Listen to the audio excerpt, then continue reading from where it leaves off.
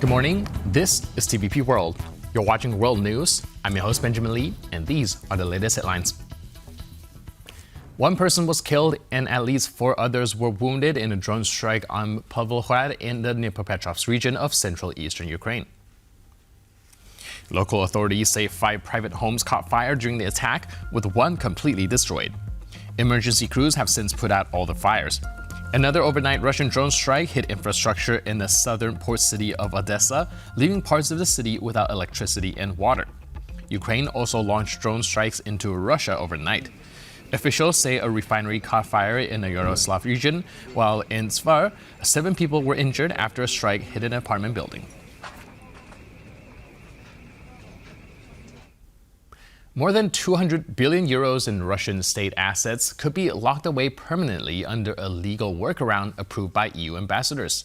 The move sharply reduces the chance that Moscow-leaning members, including Hungary, could reverse course. Our correspondent Alex Kadir reports. Well, this decision to keep Russia's frozen assets indefinitely frozen is actually a significant development from the European Union. It had become a rather familiar dance in Brussels. Those sanctions, of which the frozen assets are part, had to be renewed every 6 months. That meant there was a dance every half a year, every 6 months. Hungary saying they would block the renewal of the sanctions, which would unfreeze the assets and potentially send them back to Russia. The European Union having to find a way to pressure Hungary, to force them to come on board, to not have a veto to be able to block the renewal of those sanctions and keep the assets frozen.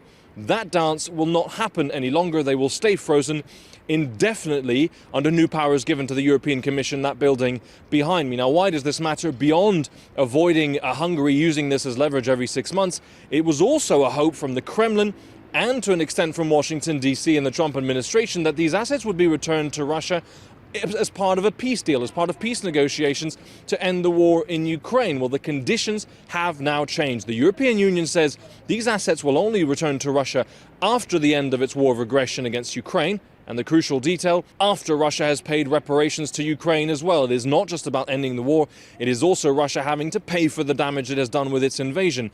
That means Europe has solidified its position, keeping these assets frozen indefinitely and not allowing them to be used as a bargaining chip for Donald Trump to come with a quick peace deal for Ukraine, but making sure Ukraine gets what it's owed when it comes to Russia's aggression. In Brussels, I'm Alex Kadir for TVP World.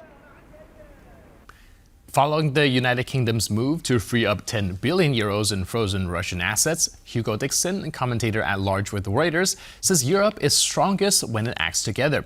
He says a united Europe, including the UK and Norway, carries far more weight against Russian aggression than individual countries acting alone. We're all for one and one for all. That is what we're doing today, and that's what we did in 1914.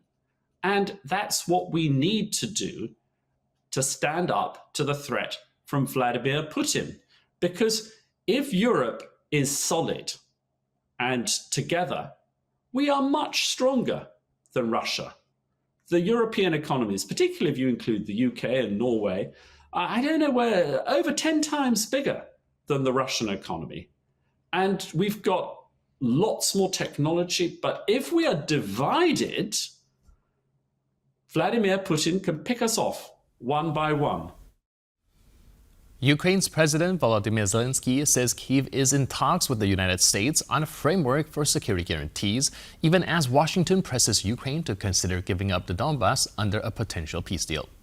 A day after submitting a counterproposal to end the war, Zelenskyy said any decision on ceding territory should be made by Ukraine through a referendum. Just a day after Ukraine submitted its counter-proposal on a plan to end the war with Russia, President Volodymyr Zelenskyy said he is negotiating with the US on one of its key points. About an hour ago, we had conversation with the United States team about possible security guarantees for Ukraine, and we are working on a framework document, and it must be strong enough to truly work. Zelenskyy added that the document should be approved by the US Congress in a bid to ensure the security guarantees can be implemented. Earlier on Thursday, Zelenskyy said a potential peace agreement may require Ukraine to cede some of its territory, a decision he said should be made by the people through a referendum. Zelensky's comments come amid mounting pressure from the US, which is calling the embattled country to give up the mineral-rich Donbas region under a potential peace deal. As talks continue over a possible peace deal, attention is turning to whether Kyiv may be willing to compromise. President Zelenskyy has made clear that any territorial concessions would require public approval. Roland Paris, a professor of public and international affairs at the University of Ottawa, shares his assessment in an interview with TVP World. I think Kyiv is in a position where they have to navigate their relations with the Trump administration. They certainly don't want to be perceived in Washington and by Trump in particular as an obstacle to peace. But on the other hand, the Trump administration just released its national security strategy. It talked about trying to reestablish what it called strategic stability with Russia, but it doesn't seem to recognize that strategic stability with Russia is going to require strength in order to deter Russia. So it's really unclear where Trump is going to end up going with this. The United States and the EU will hold talks in Paris this weekend on Europe's counterproposals to the Ukraine peace plan. According to Axios, national security advisors from the United States, Ukraine, France, Germany, and the United Kingdom are expected to attend. President Donald Trump says Washington will only join if there is a real chance of progress, warning the White House will not waste time on failed diplomacy.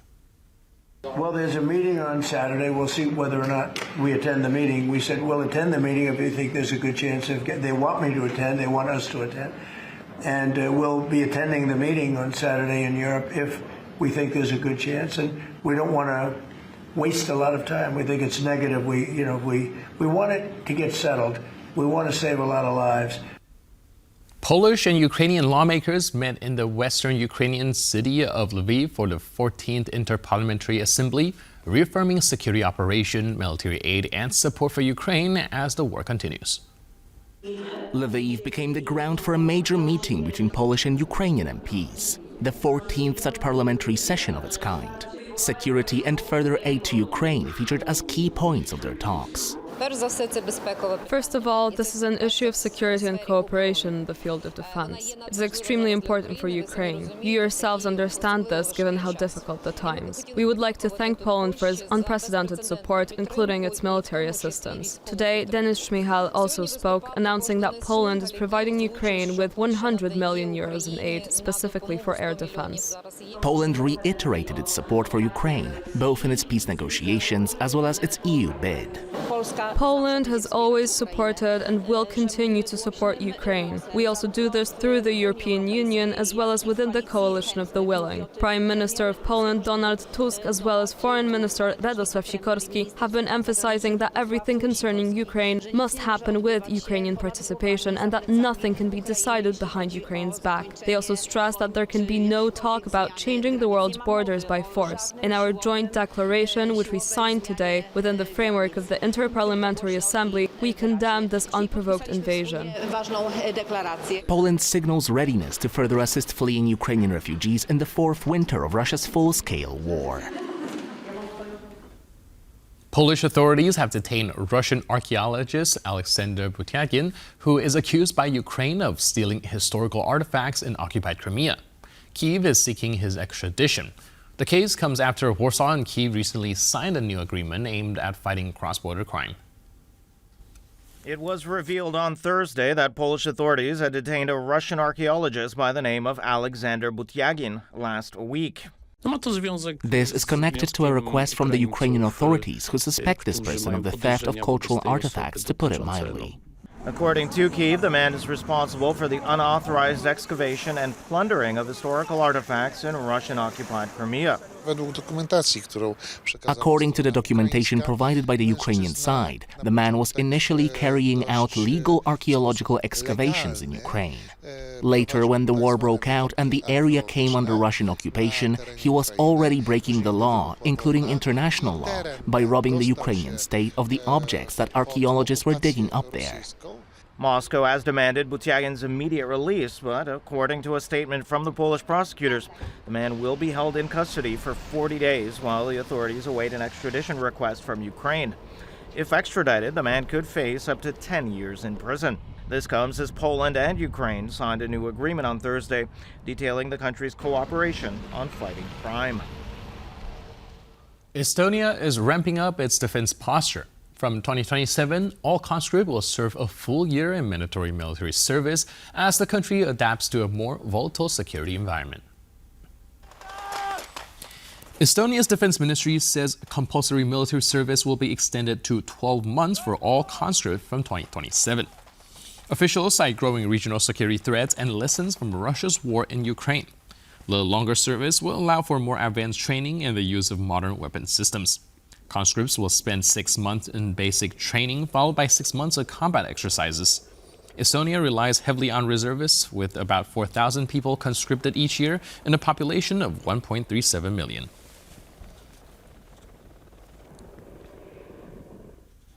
Hackers claim they have broken into a company involved in Russia's digital military draft system, potentially disrupting a platform used to call up soldiers during wartime.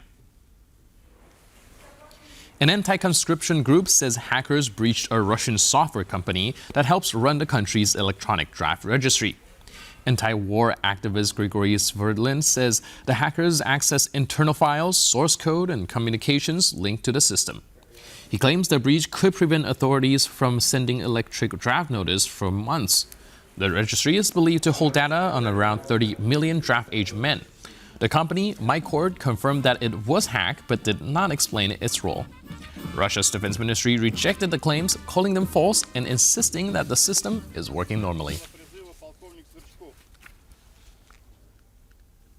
Lithuanian truck drivers are caught in a political standoff, with authorities in Russia-allied Belarus blocking their return home. Dozens of vehicles have been stranded at the border of more than a month as Minsk clashes with both Vilnius and Warsaw over security concerns. Rows of trucks have taken over the center of Vilnius, and no, it's not a scene from a new Transformers movie.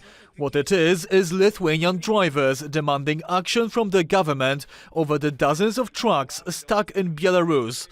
They've been held at the border crossings for over a month without explanation.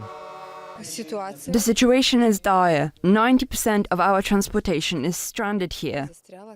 We paid 4,800 euros for 4 trailers, and no one is letting us leave. We're losing money, finances, and there's even talk of some companies going bankrupt. This is very important to us. Belarus, Russia's closest ally in Europe, has been at odds with Lithuania and Poland over a plethora of security issues concerning their borders. Belarusian smugglers have been sending waves of balloons over Lithuanian airspace, carrying mostly illegal cigarettes. This has caused more than a dozen major airport disruptions. Vilnius responded by first temporarily closing its borders and now has gone as far as to introduce a state of emergency, leaving the truck drivers stuck in the middle of a diplomatic tug-of-war. Our first request in this petition is the return of our vehicles, which are currently in Belarus through no fault of our own. Should a stalemate arise and our vehicles be confiscated, we demand compensation for the vehicles at market prices. Belarus is an important hub for many transport companies conducting business with Asia. But passing through the country is risky because of the man in charge, authoritarian self-proclaimed leader Alexander Lukashenko. His regime is currently holding more than 1,000 political prisoners behind bars, including Polish activist Andrzej Poczobut, who was recently awarded the Sakharov Prize.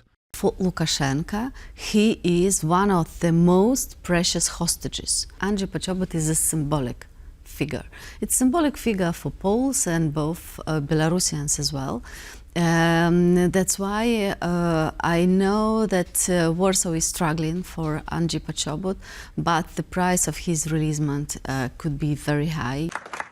Previous releases of political prisoners usually involved diplomatic pressure from the United States. But Lithuanian truck drivers are technically not political prisoners. They're stuck in a limbo, unofficial hostages of the Belarusian regime. For TVP World, Kazimierz Łysiak. And with that, we conclude this edition of World News. But for more news, update, and commentary, please stay tuned to TVP World.